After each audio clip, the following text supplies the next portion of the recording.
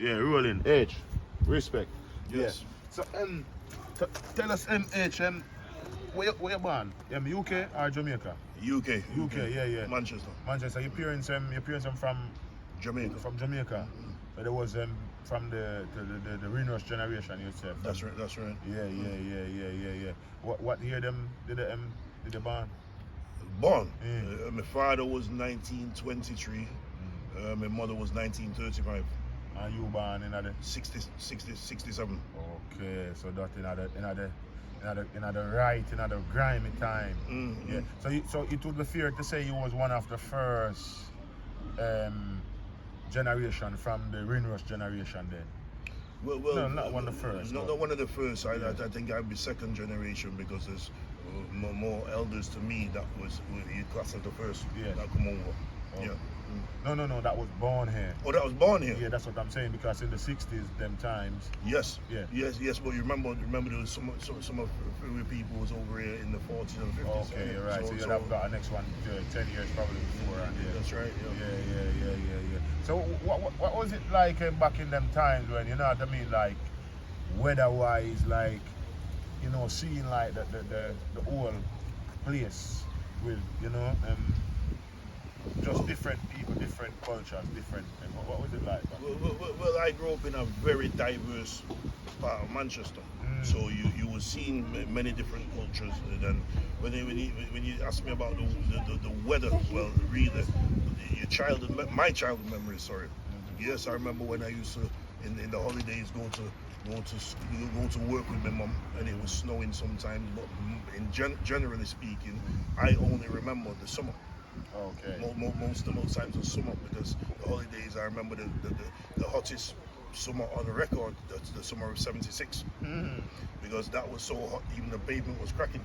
Right, it's cracking, and then you see they used to have only the tarmac on the roads, right? And you just watch it. You watch like there's a pot underneath it. It's like the tarmac is just bubbling up, and like you as a little picnic now, you couldn't even sit on the pavement.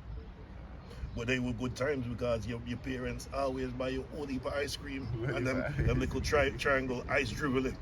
Right? Yeah. So like when you used to see like your parents go work back in the days, was it used to be a lot harder than now, would you say, or was it just normal from your point of view? No, looking at it. Well, I suppose it would have been very tough for your parents to even get a job in them days. It's tough now, but it's been tough because you remember them are coming from a foreign country, right? So it would have been tough. So it's a surprise that my father got himself a good job where he got plenty of people in the community work, right? Because what you must remember when they would have come over here, right? And before you come buy your own yard and establish yourself, everywhere you went, whether it's for work or if you want a place to go and rent or go and live, you had a sign on the door saying no blacks, no dogs, and no Irish. Wow. Right? So imagine that you're put into the same category. Black people and Irish people were put into the same category as a dog. Right? So really, but I was young then. So I didn't really. You hear all your parents, you hear all the parents and everything, all the conversation that's going on, but you don't really, at my age back then, you don't really relate to that until you get a little older. Then you said, "Oh, rude." Because you not taught anything then, like, what I mean by that. Yeah, no black, no dog, no Irish. No. Yeah. Because when my parents come over here, I think I've got 3 siblings like me. Wait. Yeah, 3 other siblings like me who was born here in England, where the elder ones are all born in Jamaica. Okay. Right?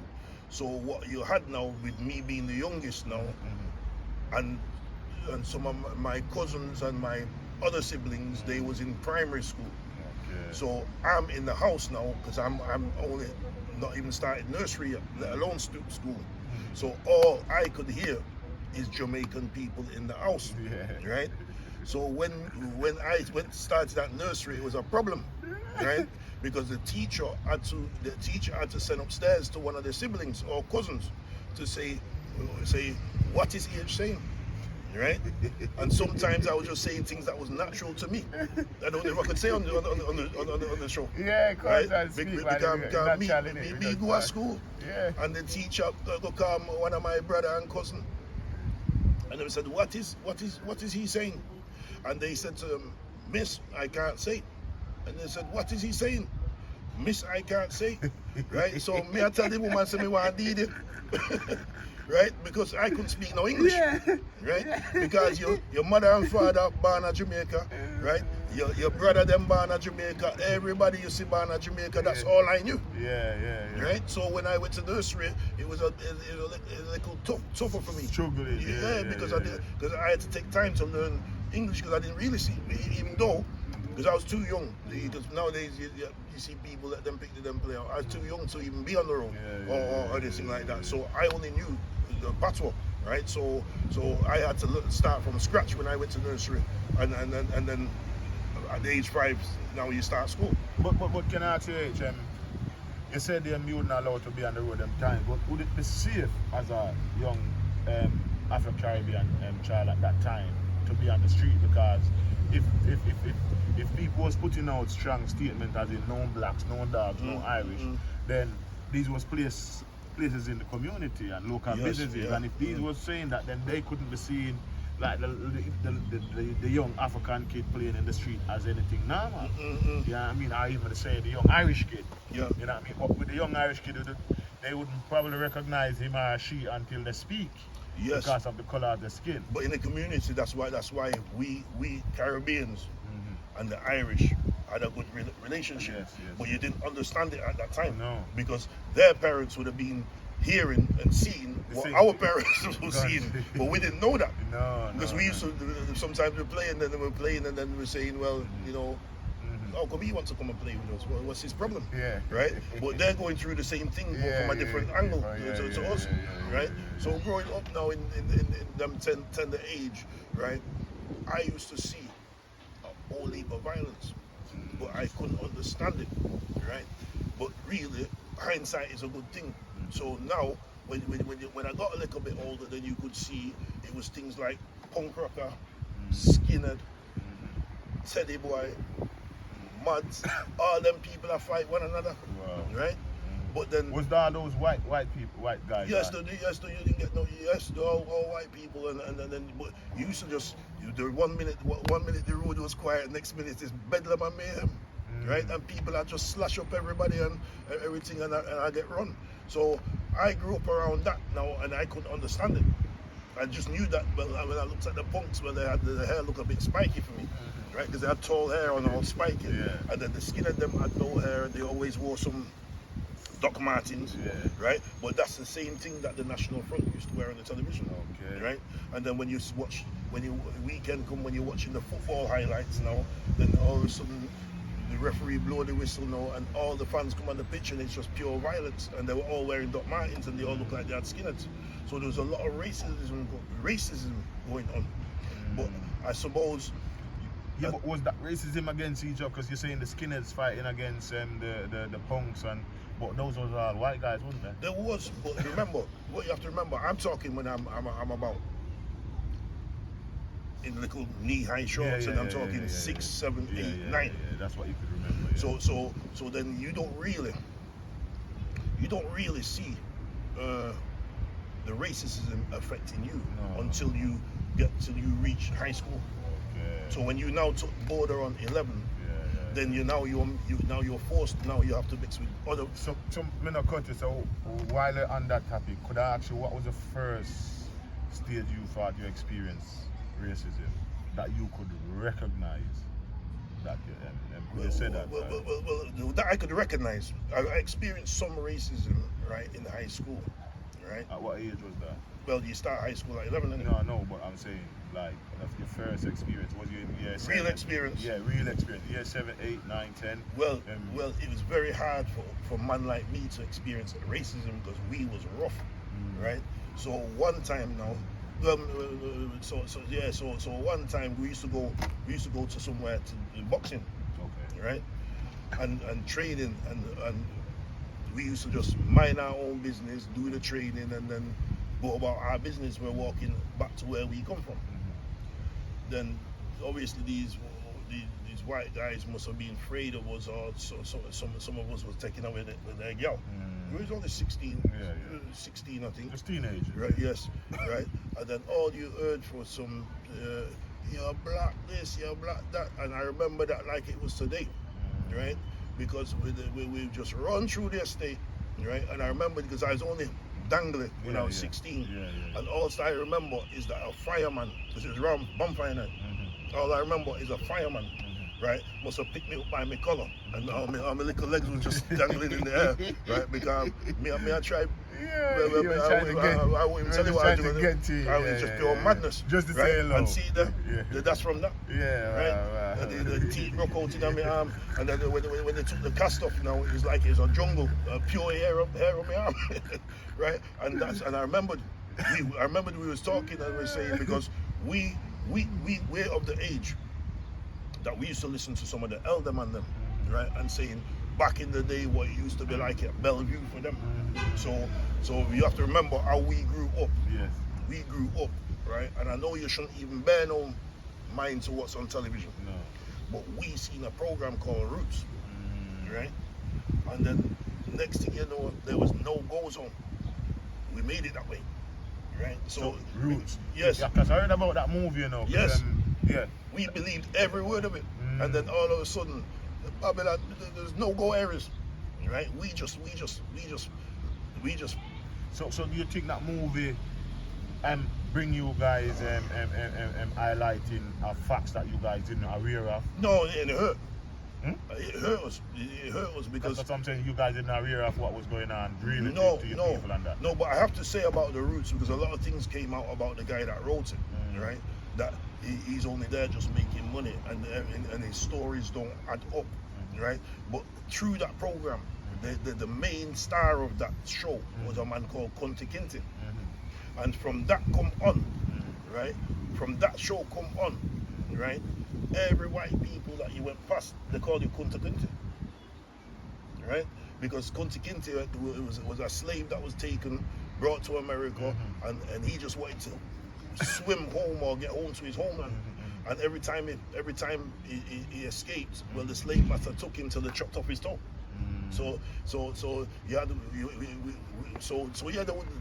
that period of time there was plenty of racism, but by that time I was at the first year of high school, because every white people that went past you, they said, "Hey, Kunta," imagine that, right? So they used to give them some pain, used to give them some lick, right?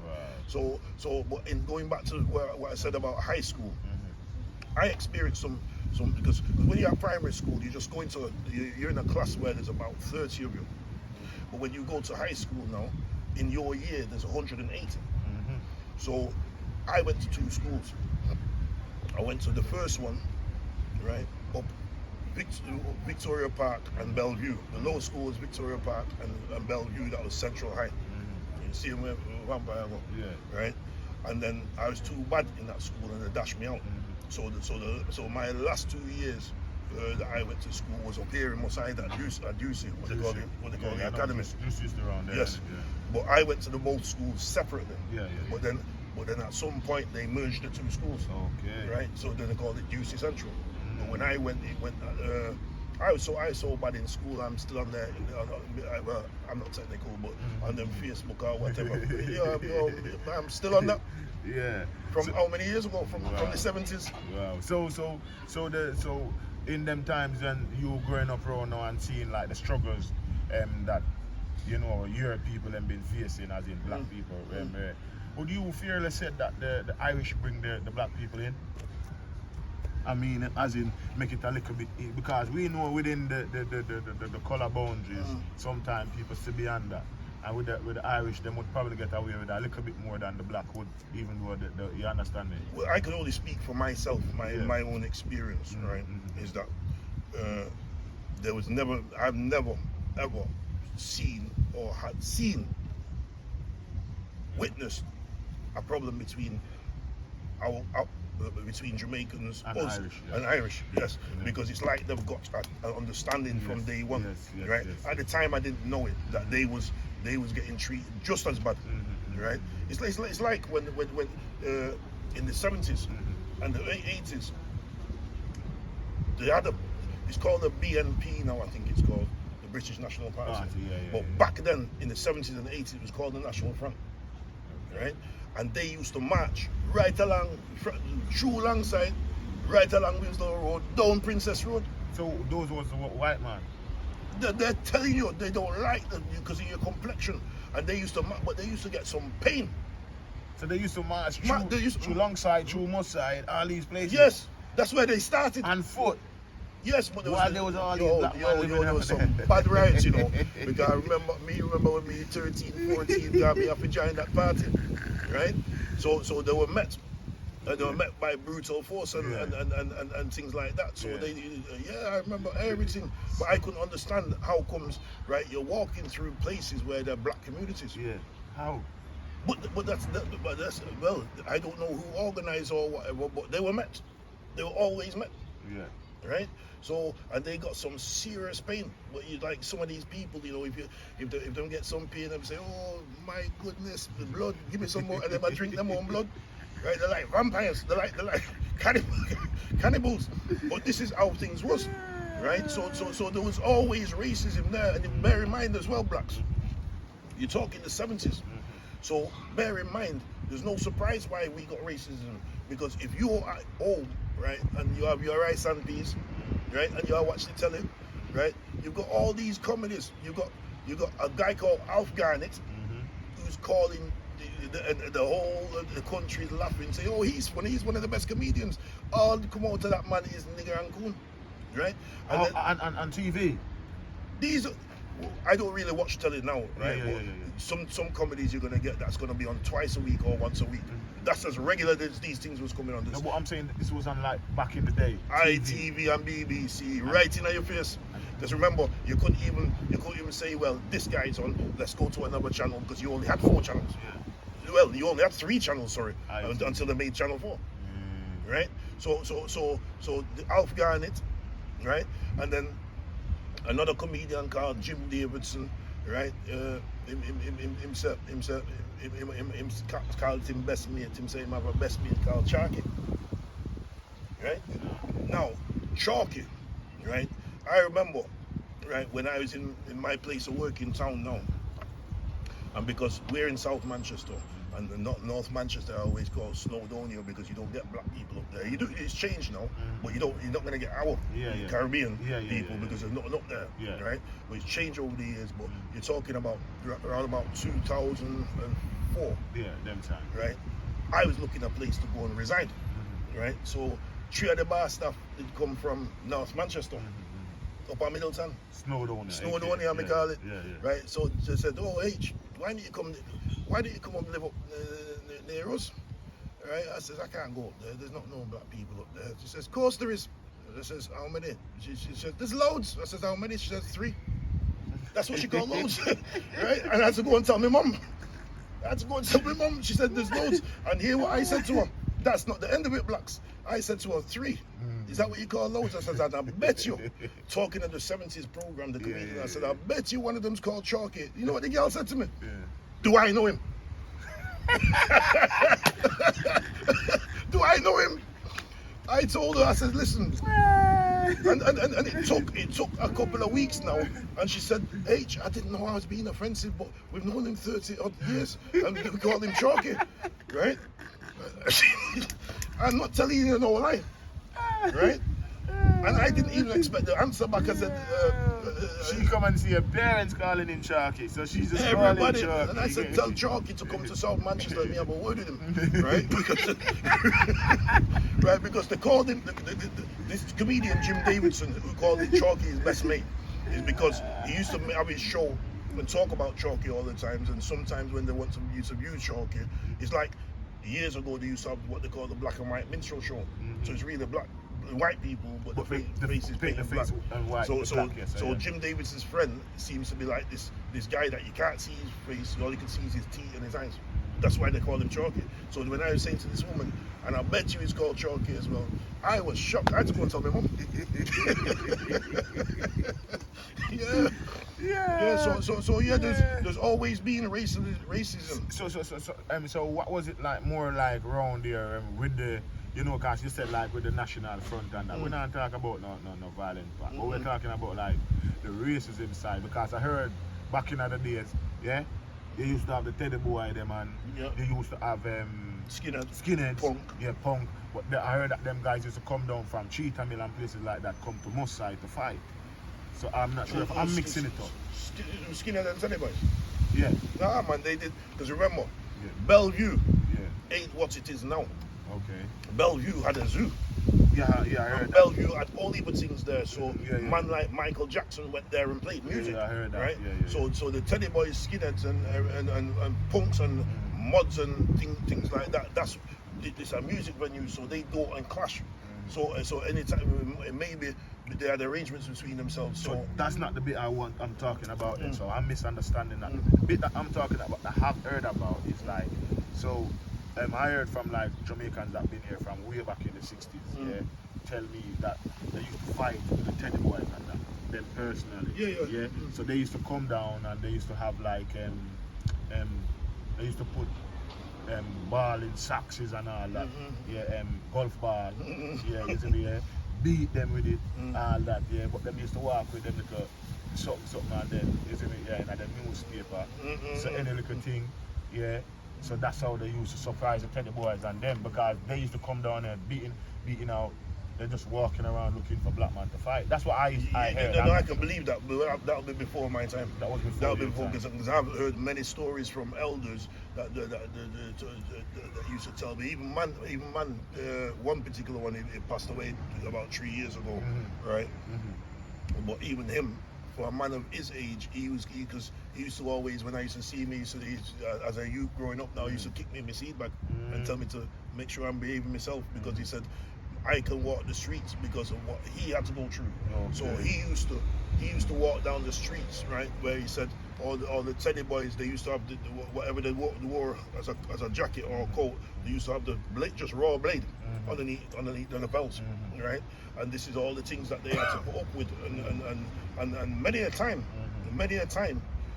and this is how I grew up. Many a time because if you're outnumbers, you have to run, right? And this is how I grew up. So when I heard this and that, well, we come from a generation where we didn't know, we don't know what retreat is. So we just went and put down a few marker, right? So we were just forward with no retreat. Right? So was it about when the first when the riot happened in 81 in the one side here? Was it Yes. Was it about? Yes. I was only young then. But yes, me. 81, you'd have been about 20 then, innit? 19, 81. No, man, I was 13, 14. No, 63 you say, man? No, man, 67. Oh, you man, I think, so why you say I'm 63? No, I said my parents come here at 62. Oh, okay, that's why. Okay, my parents come here at 62. But you did born there. All right. Yeah, so, but I do remember because I do remember the riots, of course. So what was it for you as a kid seeing the riot at that time? Did it leave any thoughts in your head and at the time seeing what was going on? How did you understand it? I understood it and I didn't understand it, because remember, if I was 13, 14, then a 13, 14-year-old today is much sharper than a 13, 14-year-old of my time. I don't think so, but carry on, yeah. I know so, no, right? Right, so well, look what they teach them in schools now. They teach them in primary schools what we would know till high school. I know, but it's just the phone and all that. But carry on the topic before that. So yes and no, because I could see what was going on, but I already knew what was going on, because you were at home, you could see what's going on in London, you could see what's going on in Liverpool and everywhere else. So when it come here, right, my answer is yes and no, because I could see and understand what was going on, but I couldn't have really understood what was going on, because I would have got some things for myself if I understood it. so if I understood it correctly, like I supposed to have, then I wouldn't have been watching. Yeah, okay. Right? That's why you'd be partaking. Yes. Yeah. Because everybody had take with them and it. Yeah, So yes, I understood it. I understood that, because remember me growing up as well, right? They had this thing. which is the sus law. And I remember many times, but I remember one time I was going to try to take a shortcut through an estate, and they used to the police used to drive them black Mariahs them times, and they just drapes me up. I was only a kid. They just drapes me up, slam me against the wall. Them days they just beat you first before they ask a question, right? And I'm just cutting through an estate now as a shortcut. But somehow, and this is where this sus law was bad, because they said to me, which I can tell you now, I have never, and there's nobody on this planet can tell you any different. I've never burgled nobody else in my life. But because I took this shortcut now, it just drapes me up, right? Drapes me up, thumped me up, right? And said I was looking at this house to go on TV, right? And this is what the sus law is, because it's only black people that they kept on using that law for, just like they do today. And over the country now, they brought it out again, and the statistics don't lie. It's only black people, because all that policeman have to say in his own mind is, I suspect you're up to no good, just to want to come and search you.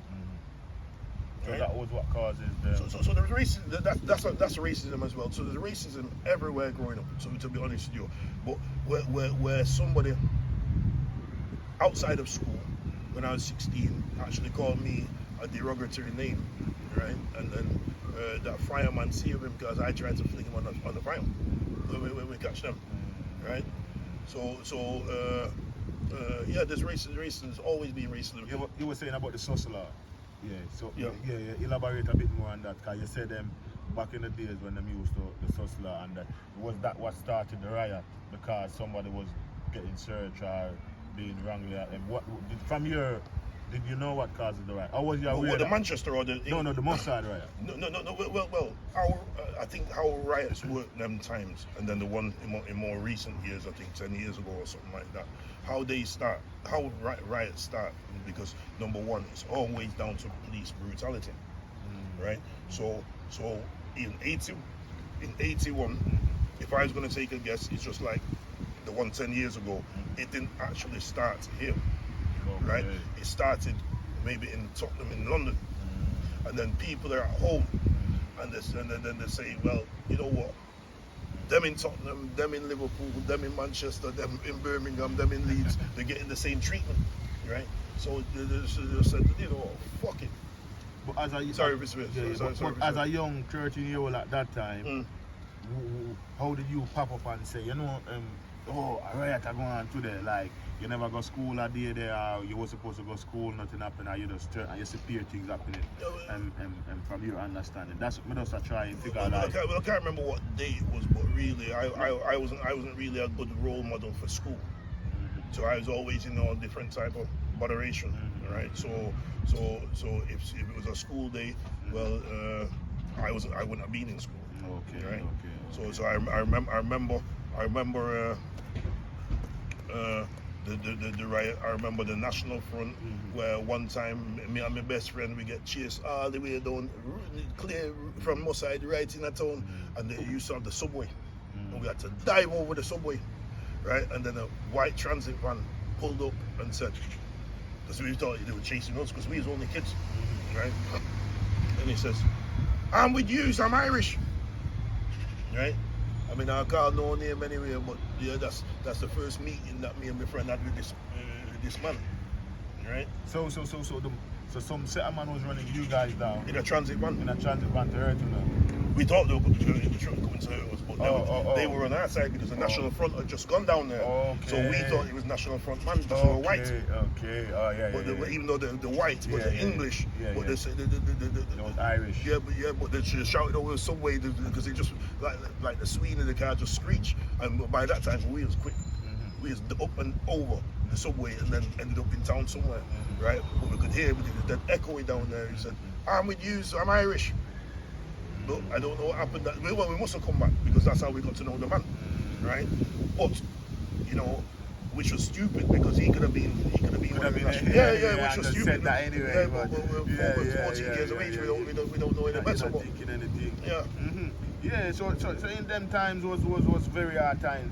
But like you said, and this is what I think is important, because a lot of these kids these days, or these children these days, don't realize, just like you said before, you use an example that elders before you Told us what they had to go through. Told you guys what they had to go through for you to be able to walk about today. Now, I come here now and I hear the same story what people like yourself have to go through. From a person like me who come from Jamaica can't able to come here and walk about freely. You understand me, yeah? But then these guys that's getting, and these kids that's born recently now, they don't have any idea that after this even go on. I even went on. They think that everything was all kosher, everything, because while some parents tell their kids, a lot of parents don't, and a lot of kids now thinking that this wasn't even exist. This wasn't never known. If you sell it to them now, they'll just look up to see where your spaceship is, right? Because they think you can't be serious. But it's the same way that I was when I was growing up. Because my age group, I grew up on the borderline, really, because I was saying to them elders and things like that. And even if I'm sat in a barber shop in Headstrom, right, I'm saying, really? And I'm saying to them, how did you put up with that? Nah, that couldn't happen with us, you know, right? And that's how we used to go on. Yeah, you know what? These ones these days wouldn't have it either, you know. But at the end of the day, they need to be aware, because I believe if they're aware of it, they will respect themselves more. But I can understand the elders why. If I said to them, nah, how you let them get away with that? How could I do? I could understand it now as I'm an older man, because in them days, they would have been outnumbered. Exactly. So it's not like they don't want front anything. Yeah. It's just that they're too outnumbered. And let me tell you something. These were like, when you see these National Front people and the skinheads and the punks and everything, they were like rabid dogs. When they're screaming and you're screaming and you can see all the veins coming down the neck, they read them and every word that they were saying. It's a different time, Black. Yeah. So what do you think would honestly happen if you guys was ever been caught by these guys? Was there any incident where anyone has been killed or badly hurt that you heard of from these guys, these skinheads, National Front? Yes, because there's certain parts of this city that I wouldn't even entertain. Right? They used to say to me that if you take me out of South Manchester, I'm lost. You have no need to know anywhere else. And bless his soul, right? I had one of my god brothers, right? Right? And he come and told me that he was living in a certain area up in North Manchester. I don't know how long ago this was now. It must have been maybe a clean 35 years ago. Wow, long time. Right? 35, maybe even longer, right? And he was living up in North Manchester, and I said, what are you doing up there, man? What are you doing up there? You know what them people had done to him? They set him alight and burned him alive in his own flat. Wow. Yeah, right? So there's certain, you know, I don't know, that's 35, maybe 40 years ago, right? Burned him alive in his own flat, like the frying chips, right? So yeah, so there's all these things, and even in today, we're living in a different world, but I still have to say to my youth, listen, right? This is how it was, and this is how it could still be, because even where we are now, in town, because I've worked in town for nearly 30 years, right? And I try and say to people, right, that, you know, you don't care how bad you are, you could go into town one night, right? This is an argument I had with one of my big men, when he's talking about Liverpool, and he says, Dad, can you believe this happened? Because it's it wasn't a troublesome kid, he was a university kid from Salford, a black youth, right? You could tell how he talked, he's not a troublesome kid. He just went out to Liverpool for a night out, and they murdered him. So my youth now is saying to me, even erasing the idea that I know enough man in Liverpool from back in the day, right? He said to me, Dad, look where it could happen on that particular road. And I had to look at him and I said, yo, don't you know that they've got the docks in that city there, right? And that's where they used to bring slaves into the country. That's the most racist city you could get in this country, right? So why are you so surprised? So I said to him, look, even your father, as bad as I was when I was growing up, right? There was a time I used to trouble so many people, right? That at a time, right? That, you know, I couldn't really drink too tough because You have to stay alert. yeah, because some people that knew my name but didn't know my face, they shout my name, and I make the mistake and turn around, and I'd be surrounded by 40 man. Bouncers have to save me and my best friend, right? Because we was faced it, we'd still go no matter what, right? So I said to my youth now, I said, listen, forget Liverpool. That's the most racist place in the let's take where I am now, Manchester. Even me now, and only the people know me. Black, white, Asian know me, right? But at the end of the day, I told them you've got some thick neck, not even no neck, man them up in North Manchester. That if they see you walking down the wrong side of town and there's 4 or 5 of them, they will attack you. Don't tell me about that I'm 6'2", 6'3". I said, what's that got to do with it? Right? I said, they will talk to you like you're going through their neighborhood if you got caught in the wrong side of town, even today. Yes, right? Today. Right, so I had a big argument with him till I had to just run him out of my house because he's not making no sense, because he's shocked that could happen to that youth from Salford University who only went for an honest night out in Liverpool and he got murked up because he was black. That could have happened to any. And this was only last year or the year before. Right? You could see that from the youth that it wasn't even a troublesome youth. Yeah. But we have a reason some more, but for now, people, we have to leave it at that, yeah? So, like, share and subscribe. Yeah, we have our next topic coming. What's that topic we have instead of the topic, the one you have now? We're going to be talking about, what's that? Yeah. Just tell the people of the next topic. It's not the long thing, is it? Yeah, it's not the long thing. No, not the long thing. The next one. Well, it's a topic, but it's just what I have to read to you. It's the curses. The curses. Yeah. The curses. Yeah. So next topic we're gonna talk about the curses. Yeah. So tell us if you like conversation, subscribe. Yeah. And share, please. Yeah. Respect. Bless up. Bless up. Yeah.